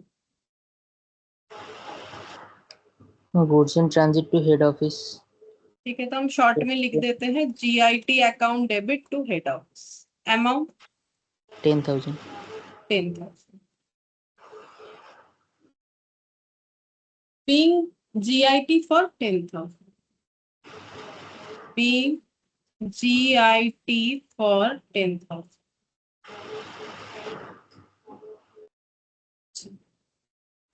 नेक्स्ट देखते हैं क्वेश्चन नंबर 2। देखो इसमें क्या बोला है। अल्स having head office in Mumbai has a branch in Nagpur. तो मुंबई में हेड ऑफिस है, नागपुर में ब्रांच है। The branch at Nagpur is an independent branch maintaining separate books of accounts. तो इसी बात पे ही डिपेंडेंट इंडिपेंडेंट माना जाता है, तो क्योंकि अपना बुक्स ऑफ अकाउंट्स खुद बना लेता है तो ये इंडिपेंडेंट हुआ। On 31st March 2001 it was found that the goods dispatched by head office for 2 lakh was received by the branch only to the extent of 1,50,000। तो हेड ऑफिस ने goods भेजा था 2 लाख का, ब्रांच को रिसीव हुआ 1,50,000 का। तो इन ट्रांजिट में कितना हो गया? 50,000, ठीक है। The balance of goods are in transit. What is the accounting entry to be passed by the branch? Branch को क्या एंट्री पास करना है? For recording the goods in transit in its books. तो सिर्फ ब्रांच के books में entry क्या होगा ये बताना है, मतलब in the books of branch. तो बोलो in the books of branch, branch क्या एंट्री करेगा? GIT to head office, GIT to head office. Amount हो जाएगा 50,000। और इसको अगर नैरेशन थोड़ा और अच्छा लिखना चाहो तो ऐसे लिख सकते हैं हम लोग, being goods sent by head office to branch are in transit worth rupees 50,000. चलो अब क्वेश्चन नंबर 3 ये वाला। इसमें क्या बोला है देखो, पहले यहाँ पर बोल रहा है कि so adjustment journal entry in the books of head office at the end of April 20x1। तो हेड ऑफिस के बुक्स में एडजस्टमेंट एंट्री पास करना है, मेन बात ये है, ठीक है। For incorporation of inter branch transaction. अब इंटर ब्रांच ट्रांजैक्शंस का मतलब देखो, जो मैंने यहाँ पर तुम लोग को इतना सारा ट्रांजैक्शन लिखवाया, उसमें इंटर ब्रांच ट्रांजैक्शंस कौन सा था? इंटर ब्रांच ट्रांजैक्शंस ये वाला, ठीक है। तो बहुत सारे इंटर ब्रांच ट्रांजैक्शंस हुए हैं, ठीक है। उसके रिगार्डिंग हमें लास्ट में एक एंट्री पास करना है इनकॉर्पोरेशन के लिए, ठीक है। मतलब हेड ऑफिस ऐसा कौन सा एंट्री पास करेगा कि इतने सारे जो ट्रांजैक्शन हो रहे हैं, जैसे कि दिल्ली, मुंबई, चेन्नई, कोलकाता, ये 4 ब्रांच दिख रहा है, तो ये आपस में जो स्टॉक या कैश जो भी है ट्रांसफर किए हैं, तो उसका ये अपना इंडिविजुअल तो कैलकुलेशन ऑब्वियसली रख रहा है, क्योंकि इंडिपेंडेंट ब्रांच है, कि दिल्ली ब्रांच अपना सारा कैलकुलेशन रखेगा कि उसने कौन से ब्रांच को कितना पैसा दिया, कितना स्टॉक दिया, कितना लिया, ठीक है। और फिर वो रिपोर्ट कर देगा हेड ऑफिस को। मुंबई अपना रिपोर्ट करेगा, चेन्नई ब्रांच अपना रिपोर्ट करेगा, कोलकाता ब्रांच अपना रिपोर्ट करेगा, ठीक है। लेकिन वो सारे रिपोर्ट को लेके हेड ऑफिस को तो क्या करना पड़ेगा, एक एंट्री पास करके उसे इनकॉर्पोरेट करना पड़ेगा अपने बुक्स में, ठीक है। तो वो एंट्री क्या होगा, वो हम लोग कैसे कैलकुलेट कर सकते हैं? तो उसके लिए तो पहले ये देखना पड़ेगा कि दिल्ली ब्रांच का क्या क्या ट्रांजैक्शन है, मुंबई ब्रांच का क्या क्या ट्रांजैक्शन है, Kolkata as well as Chennai branch का क्या ट्रांजैक्शन है, ठीक है। तो उसके लिए हम लोग कैसे करके इस क्वेश्चन को कर सकते हैं, तो इसको हम लोग एक टेबल फॉर्मेट में क्वेश्चन को करेंगे, ठीक है। तो ये फॉर्मेट ही हमें एग्जाम में भी फॉलो करना पड़ेगा, मतलब इसी से आसानी से होगा, इसीलिए फॉलो करना मैंडेटरी है और कुछ नहीं, ठीक है। मतलब कोई रूल्स नहीं है, लेकिन ऐसे करोगे तो ही आसानी से क्वेश्चन सॉल्व कर पाओगे। तो सबसे पहले यहाँ पर लिखेंगे पर्टिकुलर्स, थोड़ा छोटा छोटा लिखना पड़ेगा। फिर यहाँ पर 4 ब्रांच का नाम लिखेंगे, दिल्ली, मुंबई, चेन्नई, कोलकाता, ठीक है। तो दिल्ली, मुंबई, चेन्नई, कोलकाता। अच्छा, तो सबसे पहले दिल्ली ब्रांच, ठीक है, क्योंकि सबसे पहले हमें दिल्ली ब्रांच वाला ही दिया हुआ है। तो receive goods from Mumbai 35,000 and 15,000 from Kolkata. तो गुड्स रिसीव्ड हुआ है, तो सबसे पहले ट्रांजैक्शन में लिखेंगे गुड्स रिसीव्ड, ठीक है। तो कहाँ कहाँ से गुड्स रिसीव्ड हुआ है? मुंबई और कोलकाता। तो मुंबई से 35, कोलकाता से 15। तो मुंबई वाले कॉलम में लिखेंगे 35,000, कोलकाता वाले कॉलम में लिखेंगे 15,000, ठीक है। अब यहाँ पर जो है हमें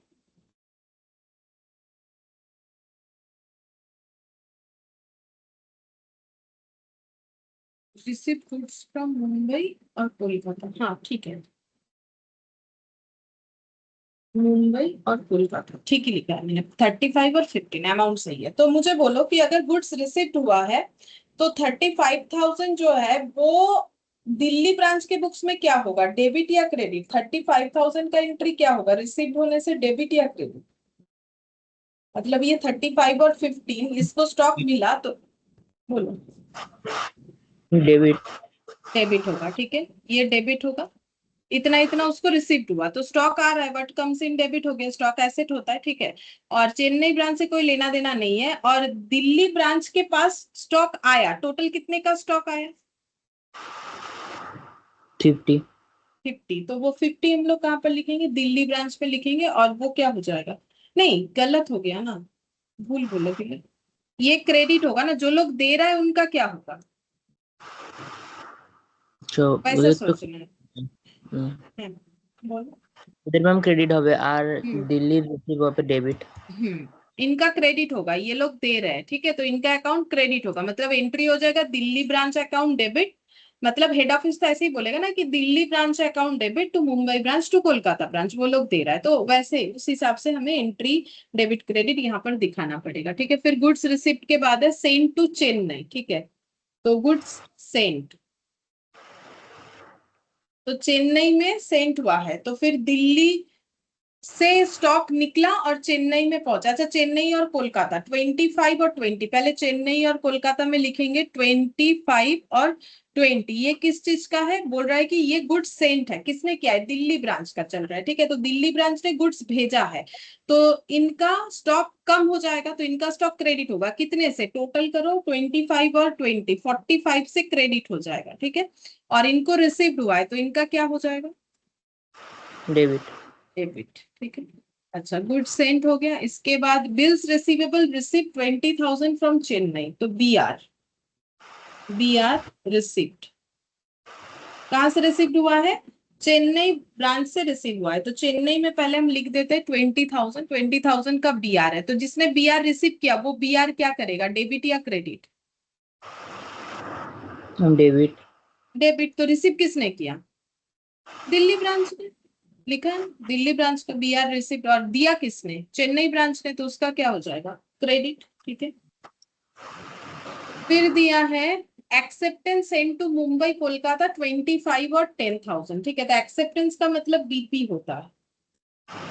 एक्सेप्टेंस सेंट मतलब बीपी भेजा गया है, ठीक है। किसने बीपी भेजा है?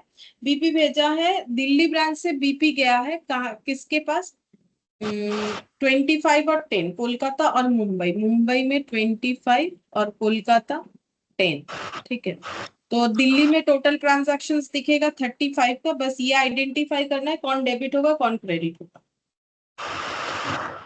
एक्सेप्ट करके भेज दिया गया, मतलब किसने एक्सेप्ट किया है? दिल्ली ब्रांच ने। तो एक्सेप्ट करने का मतलब है उसने खरीदा था कि बेचा था। देखो, बिल्स रिसीवेबल का कंसेप्ट क्या होता है? एक्सेप्टेंस करने का मतलब साइन करके देना है कि हाँ हम मानते हैं कि ये, एक्सेप्ट करते हैं कि इतना पैसा आप लोग को इतने इतने दिन बाद दे देंगे। तो किसने किसके ऊपर बिल्स ड्रॉ किया है? दिल्ली ने मुंबई कोलकाता पे, या मुंबई कोलकाता ने Delhi?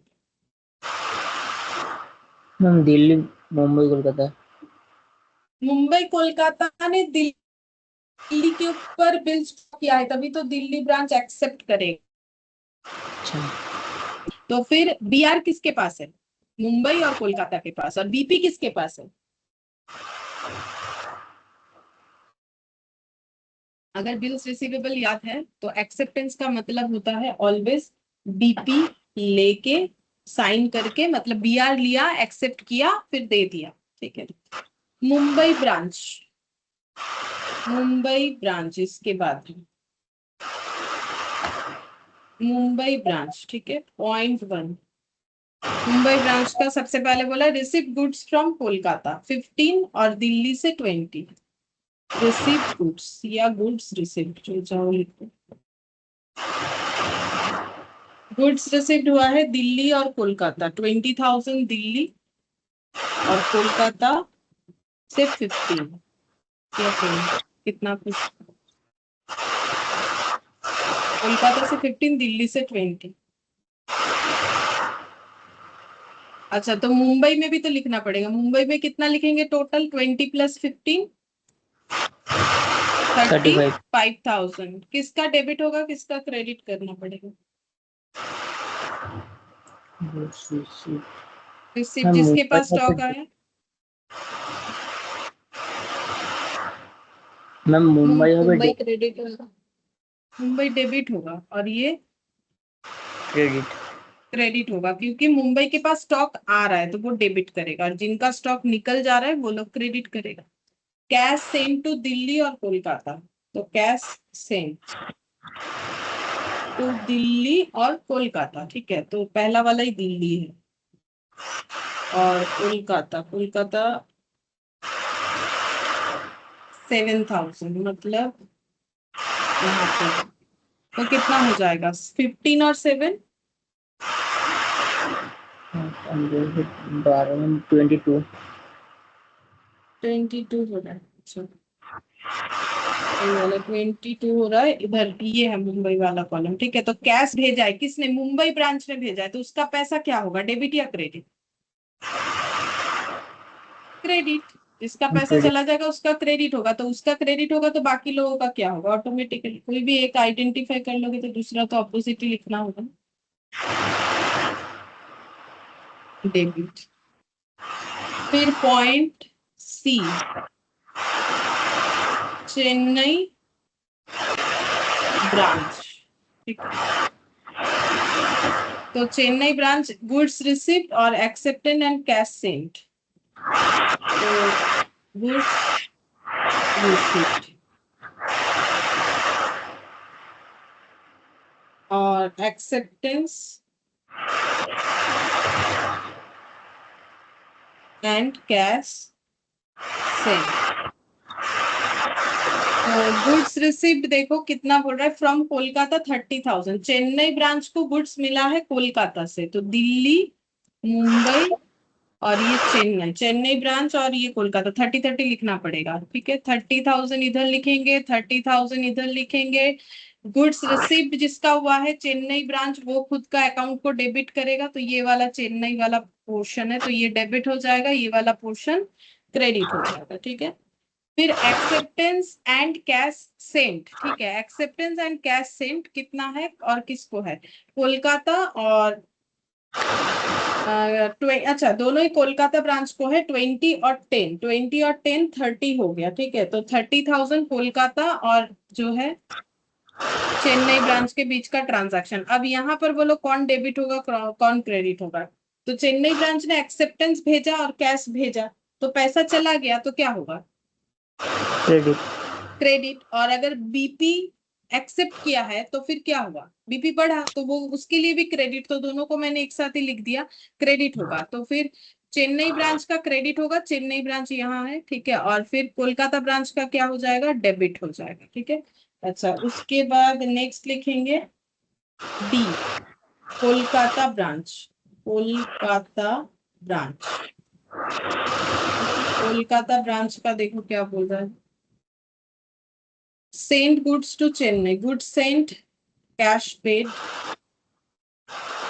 goods sent, cash paid और acceptance sent।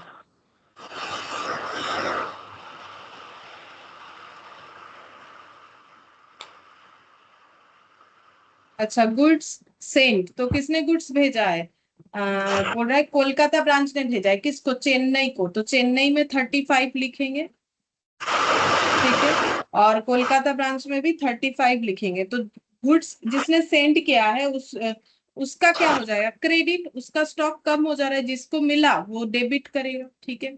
अच्छा फिर कैश पेड, कैश पेड देखते हैं, चेन्नई को कैश पे किया है कोलकाता ने 15,000, फिर से चेन्नई के साथ ही ट्रांजैक्शन हुआ है, तो 15 और 15, तो कोलकाता ब्रांच ने कैश पे किया है, तो कोलकाता से पैसा निकला तो क्रेडिट हो जाएगा, और यहाँ पर पैसा आ गया तो डेबिट हो जाएगा। Acceptance send to Chennai, Chennai ने एक्सेप्टेंस भेजा है, ठीक है, मतलब एक्सेप्ट करके भेज दिया, तो फिर बीपी किसका, चेन्नई और कोलकाता के बीच का ही ट्रांजैक्शन हो रहा है, बट बीपी किसका और बीआर किसका, एक्सेप्टेंस सेंड किया है कोलकाता ब्रांच ने, मतलब एक्सेप्ट करके भेज दिया, तो कोलकाता ब्रांच का क्या है, साइन कौन करता है बीआर में, जो साइन करता है वही एक्सेप्ट करता है, तो बीआर साइन करके एक्सेप्ट करना किसके लिए मैंडेटरी है, जिसने खरीदारी किया या जिसने बेचा।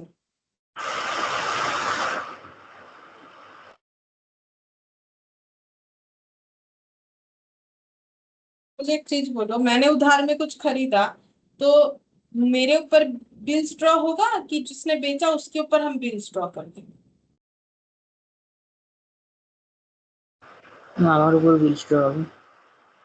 जिसने खरीदा उसके ऊपर बिल ड्रॉ होगा, क्योंकि वो पैसा देने में डिले करेगा बोल रहा है ना, तो फिर उसको क्या करना पड़ेगा, साइन करना किसके लिए जरूरी है, मतलब प्रूफ किसके लिए जरूरी है, जिसने बेचा उसके लिए प्रूफ रहना जरूरी है या जिसने खरीदा उसके लिए प्रूफ मैंडेटरी है, मतलब किसके लिए इंपॉर्टेंट है, नॉर्मल बोलो। मुझे बिक्री করেছে। हाँ तो फिर जो बेचा है वही ना सोचेगा कि भाई आप इस पे साइन करके दो कि आपने ये लिया, इतने दिन बाद पैसा दे दोगे, तो साइन करने का बात किसका आएगा, जिसने खरीदा है। तो जो खरीदा उसके ऊपर तो बीपी आएगा ना, तो फिर वो साइन करके देगा, तो बीआर साइन करने से उसके ऊपर ऑटोमेटिकली बीपी जनरेट हो जाएगा। जैसे ही उसने उसका बीआर पे अपना साइन किया कि हम साइन करते हैं कि यहाँ जो लिखा हुआ है वो है एग्जैक्ट है, हम ये पैसा इतने दिन बाद दे देंगे, ये साइन करने से ही उसके पास ऑटोमेटिकली बीपी जनरेट हो गया। ठीक है, तो फिर यहाँ पर एक्सेप्टेंस जिसने किया उसके पास बीपी है, तो कोलकाता ब्रांच ने एक्सेप्टेंस लिया है, मतलब उसका बीपी है तो क्रेडिट हो जाएगा, इनका बीआर हो जाएगा, तो फिर ये डेबिट हो जाएगा। सारे ट्रांजैक्शन कंप्लीट हो गए। अब तुम लोग का काम जो है ये सारे कॉलम्स को ऐड करो। देखो यहाँ तक ही था, सभी कॉलम्स को ऐड करो, ऐड करके मुझे बताओ कि कितना डेबिट या क्रेडिट। मतलब ऐड करने का मतलब ऐसा नहीं कि 50 45 ऐड कर दिया, ऐसा नहीं बोल रहे हैं। डेबिट क्रेडिट देखते हुए, तो सारे डेबिट को ऐड करो, फिर सारे क्रेडिट को ऐड करो, फिर देखो नेट करके कितना आ रहा है। मतलब कैलकुलेटर लो, करके देखो कितना आ रहा है। Debit transverse.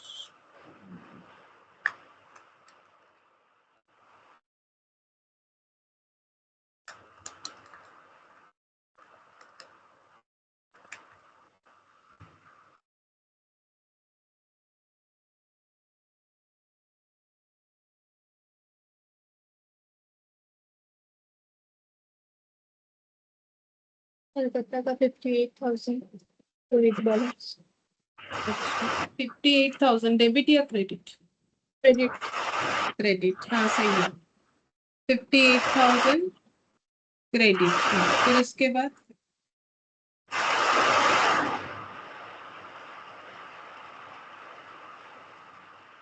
दिल्ली चेन्नई का 15। 70,000 डेबिट। चेन्नई का 70,000 डेबिट डेबिट। बैलेंस।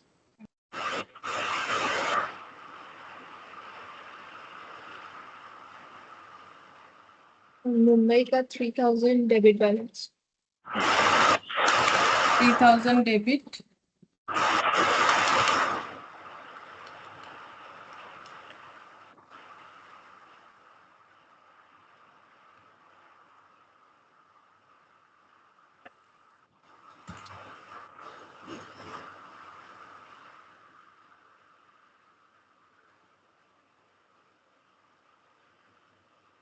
और दिल्ली का 15,000 क्रेडिट। 15,000 क्रेडिट। अब एंट्री पास कर दो। तो सबसे पहला तो दिल्ली है क्रेडिट, ठीक है, ये डेबिट है। डेबिट कौन सा है? बीच वाला मुंबई ब्रांच है, तो मुंबई ब्रांच अकाउंट डेबिट 3,000। फिर उसके बाद Chennai branch account debit 70,000 to, एक बार म्यूट करो ना, शायद किसी का बैकग्राउंड आवाज आ रहा है। दिल्ली ब्रांच अकाउंट कितना हो जाएगा? 15,000 टू कोलकाता ब्रांच 58,000। तो यही है इनकॉर्पोरेशन एंट्री जो कि हमें करने के लिए बोला गया था। ठीक है, तो इस तरीके से ऐसा हम लोग करके देख सकते हैं। मतलब ऐसा हो जाएगा, टेबल फॉर्मेट में करोगे तो बहुत आसानी से बन जाएगा।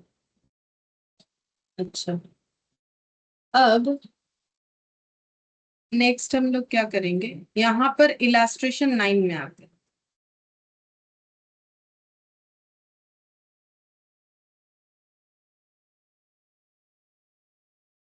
ये बात ठीक है। इसके पहले इलास्ट्रेशन 8 तक मुझे जितना लग रहा है फुल्ली कंप्लीट है। इलास्ट्रेशन 9, ठीक है। इलास्ट्रेशन 9 में बोला give journal entries in the books of an independent branch to rectify और एडजस्ट द फॉलोइंग। तो रेक्टिफिकेशन एंट्री पास करना है हमें, ठीक है। तो जैसे तुम लोग रेक्टिफिकेशन करते हो ना, वैसा ही होगा यहाँ पर। तो इलास्ट्रेशन 9 किसके बुक्स में एंट्री करने बोला है? इन the books of independent branch. तो यहाँ पर लिखेंगे इन the books of branch, branch के बुक्स में एंट्री करना।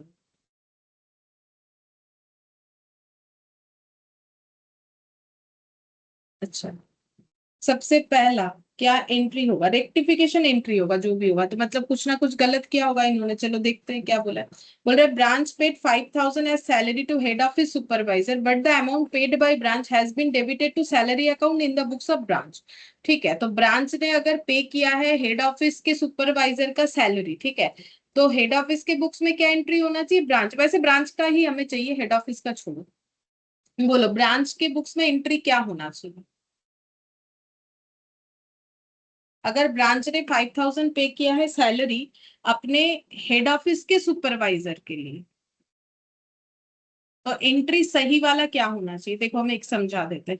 ब्रांच ने पैसा पे किया है तो तुम लोग को ही दिमाग लगाना पड़ेगा, तो इसके पॉकेट से पैसा गया है तो ये क्या लिखेगा, टू कैश 5,000। ठीक है, और मैंने ये समझाया कि जब ब्रांच और हेड ऑफिस के बीच में कोई ट्रांजैक्शन होता है, चाहे रीजन कुछ भी हो, तो ब्रांच के बुक्स में हेड ऑफिस, हेड ऑफिस के बुक्स में ब्रांच आएगा, तो यहाँ पर डेबिट क्या हो जाएगा, हेड ऑफिस। Head office. ठीक है, हेड ऑफिस अकाउंट डेबिट हो जाएगा, ये एंट्री होना चाहिए। बट गलती से एंट्री, ये करेक्ट एंट्री है, ठीक है, बट रॉन्ग क्या हुआ है, but the amount paid by branch has been debited to salary account, but हम लोगों ने क्या कर दिया, सैलरी बोल के कुछ डेबिट कर दिया है। ठीक है, तो ये तो गलत है, हमारा खर्चा तो है नहीं, तो हम लोगों ने कर दिया सैलरी अकाउंट डेबिट। ठीक है, और क्रेडिट क्या किया है, बोल रहा है क्रेडिट में कोई प्रॉब्लम कुछ नहीं बोला है, तो क्रेडिट जो होना चाहिए वही हुआ है, तो फिर रेक्टिफाई कैसे करोगे, तो जो सही है उसको कुछ मत करो। ठीक है, तो फिर रेक्टिफाइड एंट्री क्या हो जाएगा, हेड ऑफिस अकाउंट डेबिट और टू सैलरी सैलरी। कैंसिल करनी, टू सैलरी। ठीक है, तो ये चीज हम यहाँ पर जस्ट लिखते रहे, तुम लोग को अगर वो भी लिख लेना है तो लिख सकते हो, हम यहाँ पर सिर्फ फाइनल एंट्री ही लिखने वाले हैं। ম্যাম কিন্তু ব্রাঞ্চ কোনো ব্রাঞ্চ ওর হেড অফিসের সুপারভাইজারকে কিভাবে স্যালারি পে করবে? মানে ব্রাঞ্চ তো ওর খরচা ব্রাঞ্চেই থাকবে। হ্যাঁ, সেটা ঠিক কথাই, কিন্তু এখানে এখন দিয়েছে ট্রানজাকশন আমরা করতেই পারি, বা এরকম হতে পারে, দেখো সবসময় হেড অফিসের যদি কোনো কারণে কোনো মাসে যদি ভালো রোজগার না হয়, তাহলে সেই ব্রাঞ্চের থেকে প্রয়োজনে কোনো টাকা নিতেই পারে, বলতেই পারে যে আমাকে এতটা টাকা রেমিট কর। কারণ ব্রাঞ্চের বাকি সব খরচা, ব্রাঞ্চের রেন্ট থেকে শুরু করে ইচ এন্ড এভরিথিং সব তো হেড অফিসের জন্যই। ঠিক আছে, হেড অফিস নিজে, সরি, ব্রাঞ্চ নিজে রোজগার করছে সেটা আলাদা কথা, কিন্তু যদি হেড অফিসের দরকার হয় তাহলে হেড অফিস কি চাইতে পারে না, পারে, কেন পারে, মানে তুমি বড় হয়ে গেলে বাবা মা তোমার থেকে কিছু চাইতে পারবে কি পারবে না? হ্যাঁ ম্যাম। সেরকম, ঠিক আছে, দরকারে তো চাইতেই পারে। ঠিক আছে, এরকম নয় না কি ওরা, পেরেন্টস তো চাইবেই না, চাইতেই পারে কারণ ওরা আমাদের বড় করেছে, সেরকমই।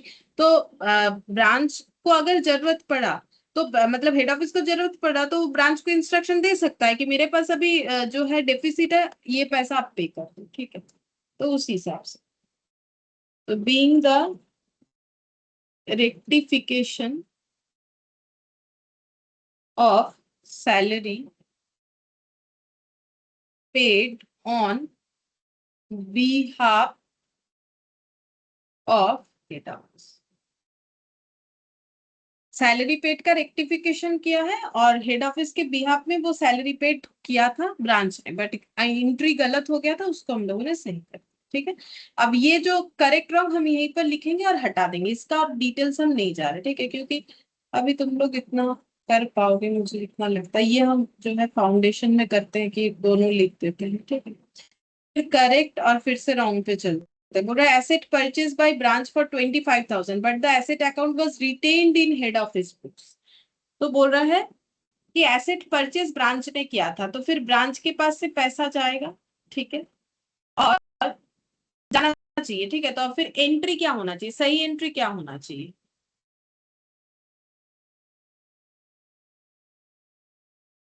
यहाँ पर गलती क्या हुआ, कौन सा गलती है, जैसे ये वाला क्या गलती था, ये वाला तो था कि हम लोगों ने एंट्री ही गलत, प्रिंसिपल एरर कर दिया था, नहीं प्रिंसिपल एरर नहीं, उसे हम लोग क्या बोलेंगे, हाँ प्रिंसिपल एरर ही बोलेंगे ना, वही बोलेंगे, सैलरी डेबिट नहीं होना चाहिए।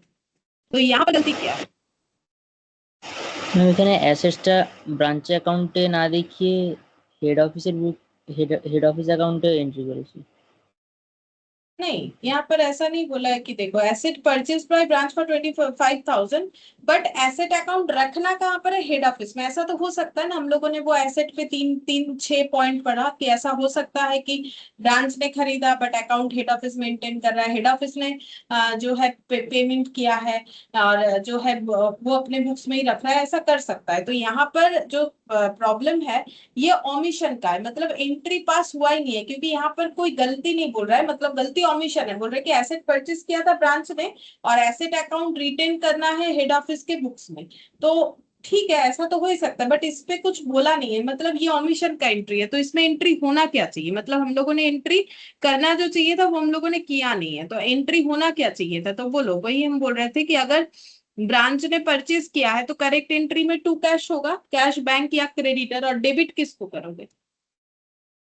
फिक्स्ड एसेट डेबिट नहीं कर सकते, क्योंकि एसेट जो है वो एसेट अकाउंट मेंटेन कौन कर रहा है? रिटेन या मेंटेन, रिटेन मतलब रखना, ठीक है? तो रिटेन कौन कर रहा है? Head office. तो फिर ब्रांच के बुक्स में क्या एंट्री होगा बोलो? Ma'am head office head office account debit to cash bank और creditor 25,000 being asset purchased by branch but account retained at head office books.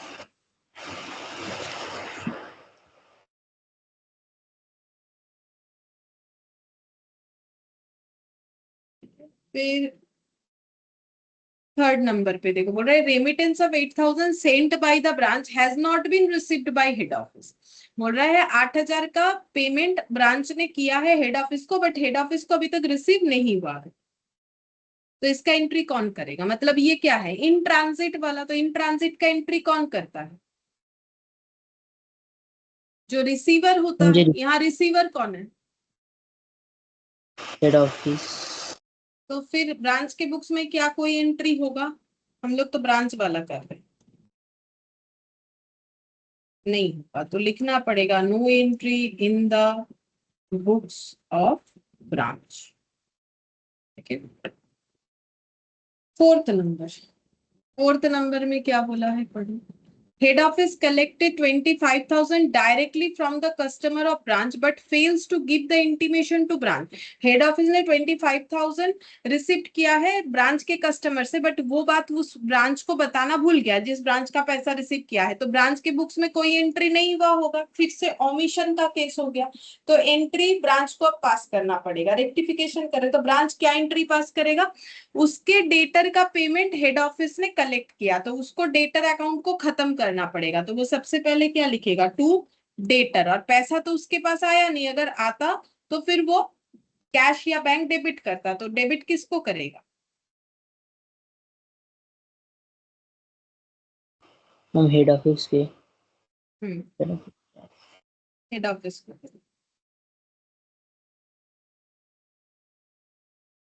यहाँ पर लिखा है मैंने, being the amount of branch debtor collected by head office, head office account debit to debtor.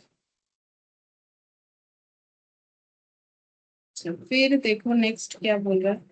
Remittance of funds by head office to branch 5,000 not entered in the branch book. फिर से omission कि remittance हुआ था head office से 5,000 रुपए branch के लिए, ठीक है, बट उसका एंट्री ब्रांच ने किया नहीं है। तो अब करेगा तो क्या एंट्री होगा? तो ब्रांच क्या एंट्री करेगा बोलो?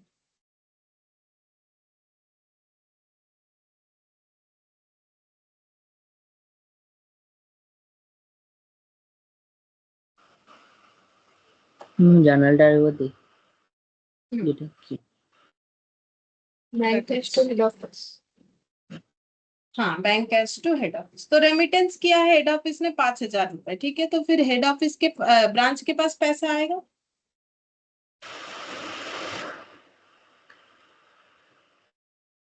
5,000 दिया कौन? Head office. तो टू क्या लिखेंगे? Head office. 5,000 being remittance of funds by head office to branch, amount लिख सकते हो चाहो तो 5,000.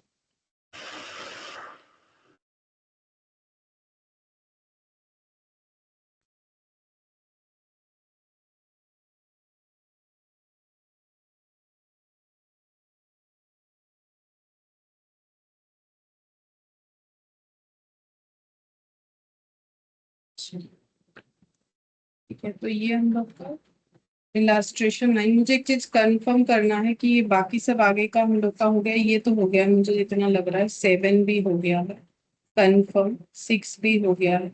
हाँ, ये बाकी सभी हो गया है. मतलब अप टू 9 तक इलास्ट्रेशन 1, और ऊपर जो 2-3 एग्जाम्पल्स था छोटा छोटा जो हम लोग डेटर अकाउंट के केस में किए थे, उससे शुरू करके इलास्ट्रेशन 9 तक हम लोग का फुल्ली कंप्लीट है. 10, 11, 12 ये बाकी है. 10, 11, 12, 13 भी बाकी है. 10, 11, 12, 13, 14 भी बाकी है.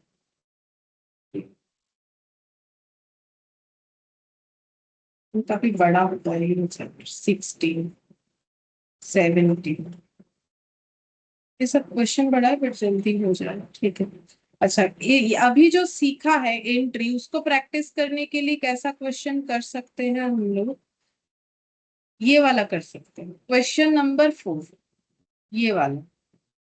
ये क्वेश्चन नंबर 4, यहाँ पर रेक्टिफिकेशन का एंट्री दिया है. अभी जैसा किया इलास्ट्रेशन 9, वैसा उससे भी थोड़ा स्टैंडर्ड है ये क्वेश्चन. ठीक है, तो इसका तुम लोग देख सकते हो कि रेक्टिफिकेशन या एडजस्टमेंट एंट्री कैसे पास होगा. ये वाला हम बोल सकते हैं अच्छा क्वेश्चन है, इसका होमवर्क करके देखना चाहिए. अच्छा, और कोई क्वेश्चन ऐसा मिलेगा तो देखते हैं. नहीं, यहाँ से भी 8 हो गया है. हाँ, ये 9 वाला, ये वाला. ठीक है, ये देखो रेक्टिफिकेशन क्वेश्चन नंबर 9 एक और क्वेश्चन है. यही है. ठीक है, ये 2 क्वेश्चन और एक 3 क्वेश्चन रहता है.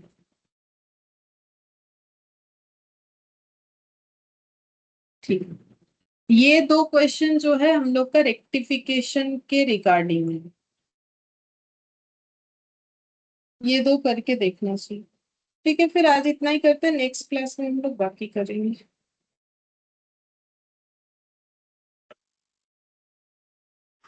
Thank you ma'am. Bye ma'am. Bye. Bye ma'am. Bye.